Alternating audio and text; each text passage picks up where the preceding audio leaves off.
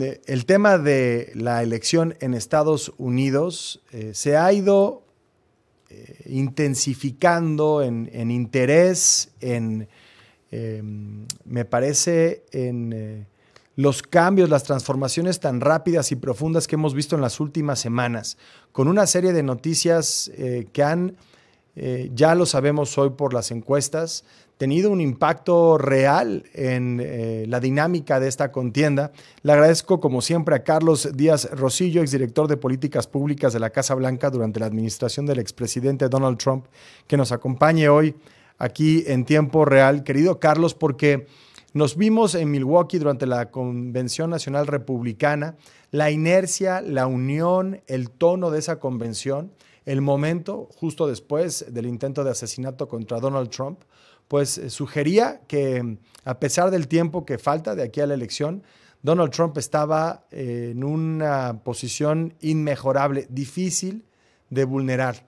Y después de que se anuncia la salida de Joe Biden y la llegada de Kamala Harris a esta contienda, pues hoy veo el poll de polls del Economista, el del New York Times Siena, el de Nate Silver, todos tienen a Kamala Harris arriba. Obviamente en la elección general, pues nosotros sabemos que en el voto popular los demócratas han tenido una ventaja histórica, pero ya también en los estados clave, ¿qué está pasando con la campaña de Trump, Carlos?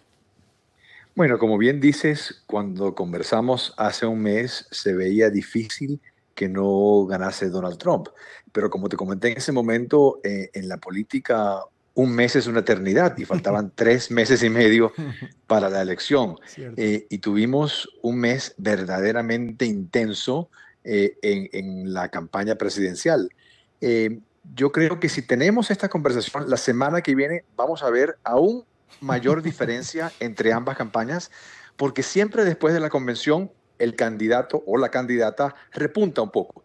Pero si tenemos la conversación en un mes, yo creo que se va a acercar otra vez y vamos a tener un empate técnico. Esta va a ser una elección en la cual cada voto va a ser decisivo, sobre todo en los 6 o 7 estados que van a definir las elecciones. Sí, se perfila para ser una elección sumamente cerrada, como han sido las últimas elecciones, probablemente desde el 2000, el ejemplo más Así claro, es. la de Al Gore y Bush, pero desde entonces hemos tenido elecciones medianamente o muy cerradas. La de 2020 también fue una elección cerrada, de hecho se terminó litigando en tribunales. ¿Qué esperar entonces en ese escenario? Son, dices, 6 o 7 estados clave, pero 3 que particularmente podrían realmente decidir la elección, porque son necesarios para los demócratas. Es decir, sin Michigan, sin Pensilvania y sin Wisconsin, es difícil que logren la aritmética electoral. ¿Cómo se está llegando a los electores en estos lugares y quiénes son esos electores, Carlos? Mira, los electores que van a ser clave en estas elecciones, en esta parte del país, el medio oeste del país, son los electores que se sienten olvidados por ambos partidos. La clase trabajadora en su mayoría blanca, que se siente olvidada por el Partido Demócrata y el Partido Republicano, y un segmento del electorado al cual el presidente Trump le ha puesto mucho énfasis, por eso precisamente escoge a J.D. Vance como su compañero de boleta para reforzar a esa base o a ese sector del electorado. Vemos que de la parte demócrata también se escogió un candidato, compañero de boleta, que tiene un cierto atractivo con ese sector del electorado, pero también creo que es importante acordar la importancia que van a tener algunos estados del sur y del oeste del país, como Georgia, como Arizona, como Nevada, en los cuales también el voto latino puede ser muy decisivo en esas elecciones. Y veíamos que hasta hace un mes el presidente Trump había aumentado su popularidad con el electorado latino. Vamos a ver si eso continúa. Pero te repito, yo creo que las encuestas de aquí a una semana van a demostrar una ventaja aún mayor de parte a favor de la boleta demócrata, pero después creo que se va a acercar la cosa muchísimo más cuando la gente empieza a prestar atención a partir de un mes. Sobre este voto, el voto de los latinos en estados clave como Arizona y Nevada, particularmente en Arizona, el presidente Trump ha estado muy por encima de lo que históricamente han logrado candidatos republicanos a la presidencia. La última vez estaba acercándose a niveles del 50%. ¿Cómo explicar que una comunidad que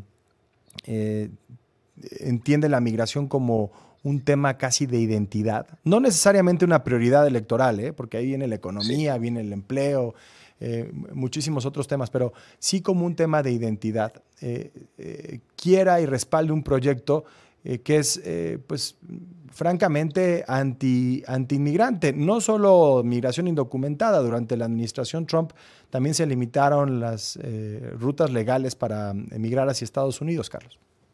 Pero el enfoque siempre ha sido la migración ilegal. Y yo creo que la razón por la cual el presidente Trump le estaba yendo bastante bien con la comunidad latina es precisamente por el tema de la economía.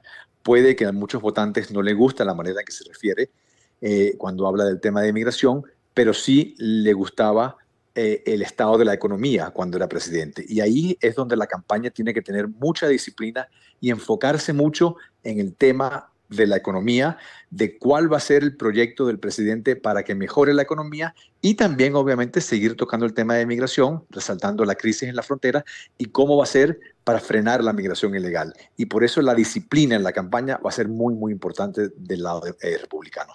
Última pregunta, Carlos. ¿México será de nuevo factor en esta elección presidencial como lo fue en 2016 y en 2020 en menor medida? Yo creo que sí, en los estados que mencionamos, Nevada, Arizona, quizás en Texas, aunque no lo creo, siempre los demócratas piensan que Texas puede ir de su parte, no creo que va a ser ese el caso, sí. Pero digo, en Pensilvania, en Michigan, en Wisconsin, en Ohio, en Indiana, el tema del fentanilo y la epidemia de opiácidos, pues también ha sido un asunto de primerísimo orden. Sí, y también el tema que es un tema muy importante para estos votantes trabajadores, en su mayoría blancos, que piensan que han perdido sus trabajos por culpa del Tratado de Libre Comercio con México. Sí. Entonces, en ese sentido, sí.